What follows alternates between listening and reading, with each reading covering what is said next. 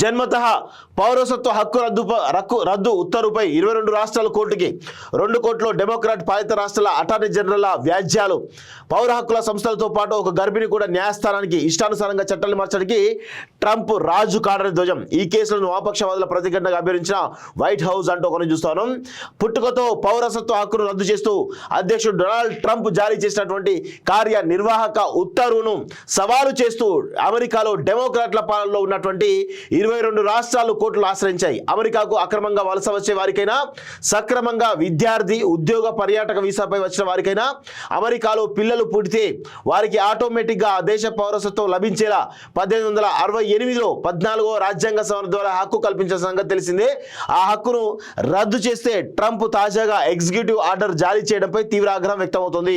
ఆయన ఉత్తర్వు జారీ చేయగానే ఆ హక్కు రద్దు అయిపోయిందని, ట్రంప్ సర్కారు దీనిపై చట్టపరమైనటువంటి సవాళ్ళను ఎదుర్కోవాల్సి ఉంటుందని, ఒకవేళ రాజ్యాంగ సవరణ ద్వారా ఆ హక్కును రద్దు చేయాలనుకున్నా కూడా అది చాలా సుదీర్ఘమైనటువంటి సంక్లిష్టమైనటువంటి ప్రక్రియ అని హక్కుల కార్యకర్తలు మంగళవారమే స్పష్టం చేశారు. వారి మాటలు నిజం చేస్తూ అమెరికాలోని 22 రాష్ట్రాల అటార్నీ జనరల్ 2 కోర్టులు వ్యాజ్యాలు దాఖలు చేశారు. జన్మతః పౌరసత్వ హక్కును రద్దు చేస్తూ ఉత్తర్వును ఇవ్వడం ద్వారా ప్రెసిడెంట్ తనకున్న అధికారాలు మీరారని, అమెరికా రాజ్యాంగాన్ని ఉల్లంఘించారని ఆ వ్యాజ్యాల్లో పేర్కొన్నారు. ఆ ఉత్తర్వును అనుమతిస్తే ఏటా అమెరికాలో జన్మించేటువంటి దాదాపు 1.5 లక్షల మంది వలసదారుల పిల్లలు ఆ పుట్టుకతో పౌరసత్వ హక్కును కోల్పోతారని ఆందోళన వెలిబుచ్చారు.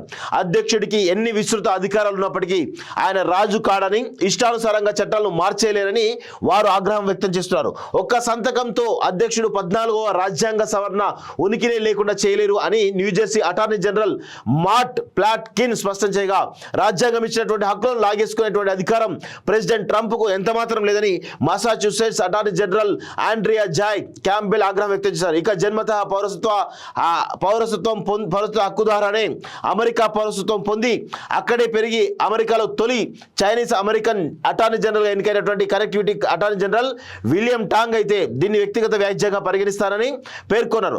ఆ డెమోక్రాట్ పాలిత రాష్ట్రాలతో పాటు అమెరికన్ సివిల్ లిబర్టీస్ యూనియన్ వంటి సంస్థలు, వలసదారులకు సంబంధించినటువంటి సంస్థలు, మార్చి నెలలో ఒక బిడ్డకు జన్మనివ్వబోతున్న తల్లి సైతం ఈ ఉత్తర్వుపై కోర్టులో వ్యాజ్యాలు దాఖలు చేయడం గమనార్హం. అమెరికా ప్రజాప్రతినిధుల సభ సభ్యులు, భారత సంఘం చెందినటువంటి ఆర్ఓ కన్నా, శ్రీ తానేదార్, ప్రమిళ జయపాల్ కూడా ట్రంప్ ఉత్తర్వులను ఖండించారు. వైట్ హౌస్ వర్గాలు మాత్రం ఈ కేసులో వామపక్షవాదుల ప్రతిఘటన పొడిగింపుగానే చూస్తామని, ఆయా రాష్ట్రాల కోర్టులోనే ఎదుర్కొనేందుకు సిద్ధంగా ఉన్నామని వెల్లడించాయి.